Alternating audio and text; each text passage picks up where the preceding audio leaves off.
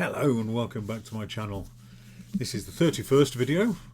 We're not doing too badly so far, and it's been quite a journey so far, if you don't mind me taking up a few seconds of your time.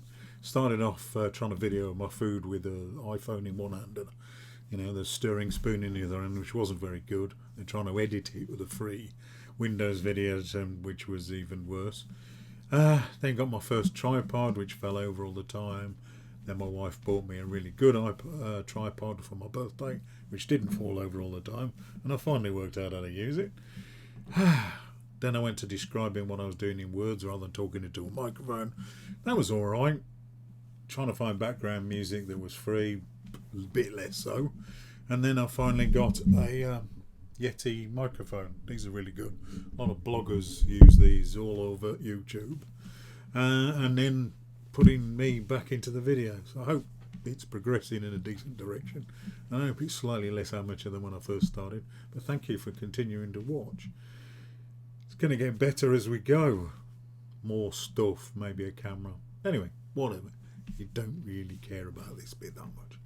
Today what we're going to do, I love a bread and butter pudding. I really do. It's one of my sweet failings, is a good bread and butter pudding.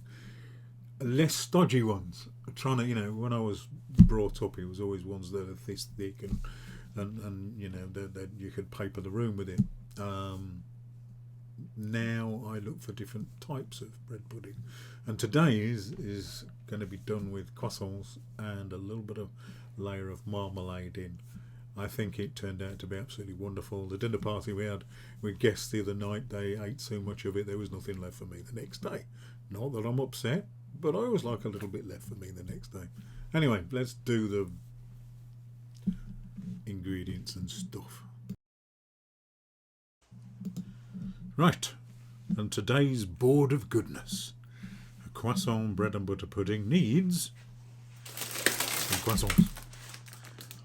8 in that pack. I think there's 4 behind it. I think I used 10 in the end. I like a bit of croissant. Some good eggs, all 6 of those eggs, nice eggs. Some double cream, coconut based double cream. I like it. It's only got a tiny bit of coconut taste in it. Some milk, obviously. A nice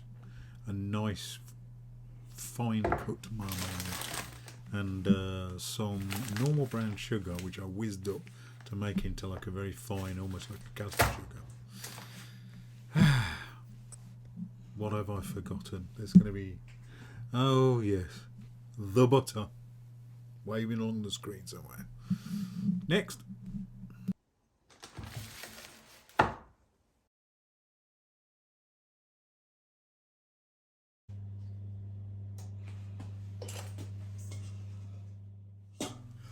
Oh, eggs in the pan and you whisk as you can.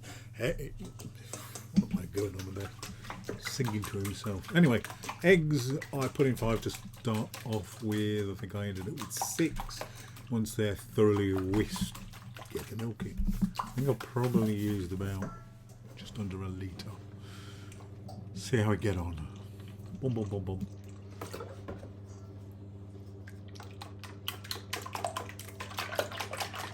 Right, whisked, add the sugar, a nice big handful.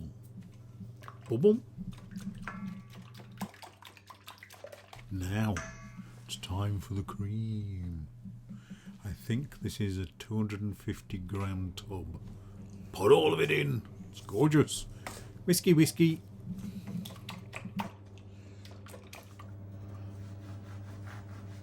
So the next part is freestyle. You can do it exactly how you want.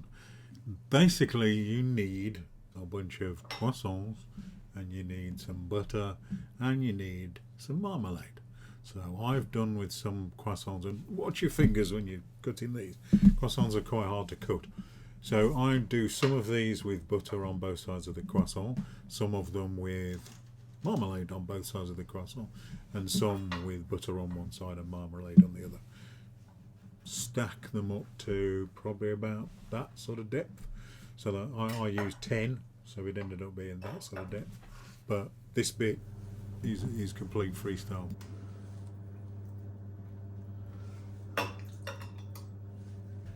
Now that you've filled your dish, casserole dish in my case, whichever dish you want to use, in your case it's time to get the milk, eggs and sugary mixture in there. Pour slowly in, swish it a bit around, and when you've done that, get a back of a spoon and start squishing it in, so all of the croissants get all of that lovely milky, eggy, sugary goodness in there. Then, unfortunately this is the patient bit, you're going to wait about 2 hours before you put it in the oven, just to make sure everything gets nicely soaked in. The longer you leave it, the better it is. 2 hours minimum, 3, 4, yes.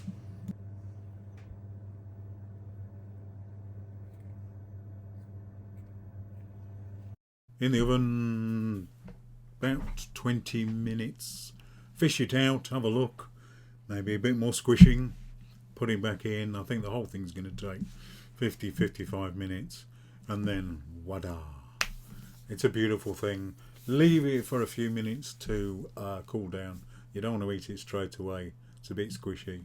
Let it settle a little bit, and then just dig in. You don't need anything else, you don't need cream, you don't need custard. It's a thing in itself, and it's beautiful. Thank you once again for watching. Thank you once again for getting this far into the video. There are more to come, and hopefully I'll get better at this. Thank you again. Like, subscribe, tell all your friends.